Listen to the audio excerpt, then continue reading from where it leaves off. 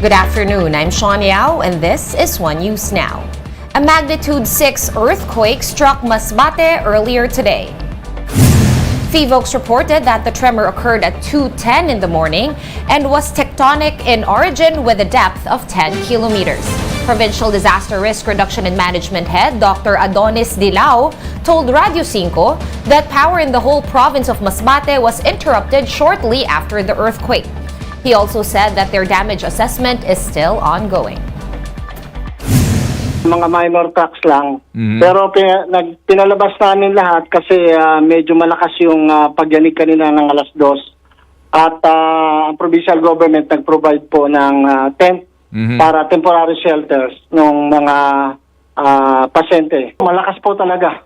Kaya nga po pag-ikot namin dito sa buong syudad ng Masbate, nasa labas po ang mga tao. Dahil natakot sila na baka masundan pa. Moving on to other news, Senator Grace Poe revealed an alleged case of human trafficking at the Ninoy Aquino International Airport or NAIA. In a privileged speech, Senator Poe said that a private plane bound for Dubai was caught without a pre-flight inspection. Only 6 people were declared on the manifest, but there were a total of 14 passengers. More than just a protocol glitch, the issue digs deeper as it involves national security and human trafficking. Bakit sila kailangan i-transport palabas ng bansa na walang dokumentasyon? Malinaw na may tinatago ang mga taong nasa likod nito. Is this a case of human trafficking? Senator Poe added that the plane is operated by a Hong Kong registered company whose aircraft is handled by local company Globan Aviation Services. Senator Risa Ontiveros said that Globan was involved in the foiled escape of Pharmally executives in 2021. Could this be the same Globan flight provider that attempted to smuggle Mohit and Twinkle Dargani out of the country, at the height of the Pharmally investigation? Mayroon pong nag-figure doon na Globan. So same, is it the same company? Mr. President. So apparently it is the same company. A local think tank warns that if the current version of the Maharlika Investment Fund is passed into law, it could put the country's financial system at risk. Mayan Los Baños with the details. The Foundation for Economic Freedom is pushing for the Marcos administration to reconsider using state-run financial institutions as sources of funding for the Maharlika Investment Fund to arrest a possible fallout. The FEF explained that the investment from the Development Bank of the Philippines and the Land Bank of the Philippines will be so huge that once the MIF value goes down, it will not only affect the two government banks but the banking system itself. Maaaring mag-spread po yan ang contagion to the rest of the banking system. Lalo na po ito the banking system and therefore they are subjected to all sorts of financial crisis and financial panic. As it is, the current version of the Sovereign Wealth Fund states that the LBP would be contributing 50 billion pesos as initial capital for the Maharlika, while the DBP would inject 25 billion pesos. The Economic Advocacy Group also expressed worries on tilting the playing field once the MIF is passed with provision that it will be exempted from taxes. According to them, this will give an unfair advantage that may discourage investors. An uneven playing field will dampen rather to improve the investment climate. So instead of marami pong investments ang papasok, mas maaring ma-deter po yung mga legitimate investors sapagkat nakikita nila na hindi po level yung playing field. Senate Committee on Banks, Financial Institutions and Currencies Chairman Senator Mark Villar explained that the MIF is tax-free since the money will go directly to social civic projects. The Land Bank administration likewise ensured that they have enough investable funds, which stands at 1.3 trillion pesos. But these figures did not sit well with Senator Win Gatchalian. So I'm actually not impressed to hear that there is 1.5 trillion lying around not being lent to our agriculture sector. Modernizing needs a lot of capital. How come there's 1.3 trillion lying around and not being plowed into to the agriculture sector? Senate Minority Leader Coco Pimentel, on the other hand, wishes that the bill would be polished before it reaches Senate hearings. I hope this is not rushed. Whatever you can cure, please cure. What is the real reason why we are entertaining this proposal? Where will the funds come from? What will be the role of this corporation? Yung mga safeguards. The Committee on Banks is set to continue its hearing on the Maharlika Fund in the weeks to come. Reporting for News 5, Mean Los Baños, we are One News. Time to take a quick break, but One News Now will be back with more stories after that. Stay with us.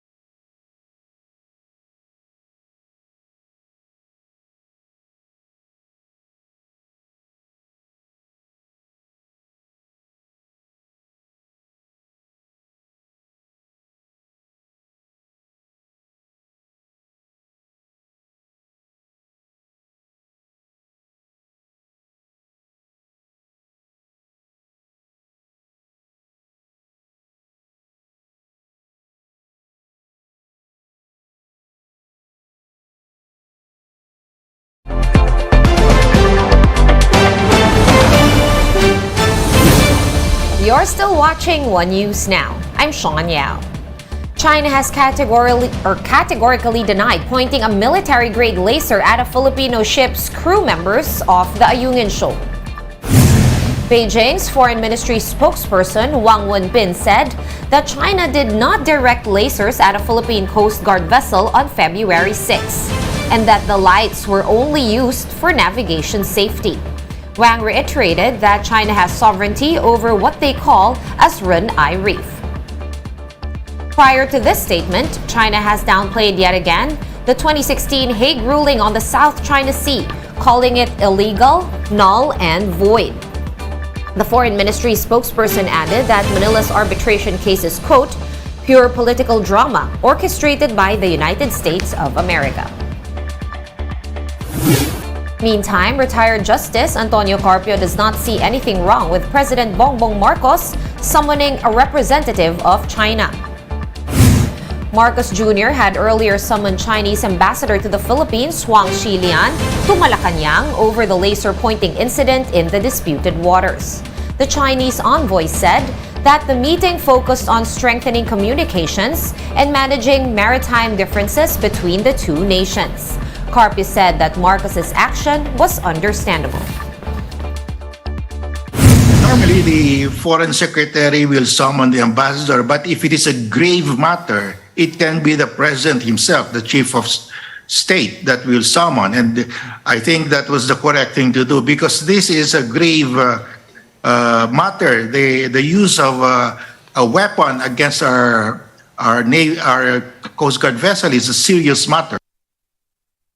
And the Philippine Army expects the 2023 Balikatan exercises to be the biggest in years.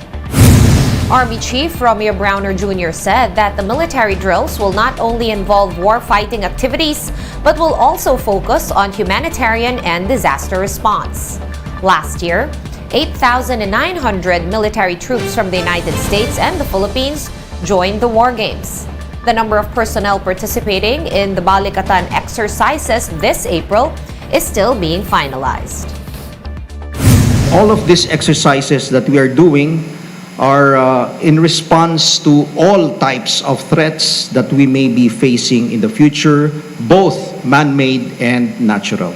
Activities will be spread throughout the country, and a lot of this will be done in our traditional exercise areas such as Fort Magsaysay. We also have Tarlac, our camps in Tarlac, and we will also have humanitarian activities in the northern part of the country down to the south. Let's now take a quick look at today's other top stories. One of the 12 boys rescued from a flooded cave in Thailand has died. Dongpech Promtep, also known as Dom, was involved in an unspecified accident in Britain, where he was attending a soccer academy. In June of 2018, Dom was trapped in a Thai cave for 9 days with other athletes, whose dramatic rescue became the subject of several documentaries and a film. The remains of one of the Filipino victims in the Turkey earthquake has been brought home. Wilma Texan's remains arrived on Wednesday and were taken to her home in Quezon Province. The National Bureau of Investigation has sent another subpoena to Flex Fuel Petroleum Corporation officials, including former chairman Luis Manzano. They are compelled to comment on the ongoing investigation into scam allegations from over 50 investors. Manzano's camp had earlier asked the NBI for a 15-day extension to reply to the first subpoena. For more updates, visit News 5, The Philippine Star, and Business World online. Visit our website, onenews.ph, for more in-depth analysis. You can also catch One News on Signal Play. Register for a free account at www.signalplay.com and stream One News live anytime, anywhere. I am Sean Yao. We are One News.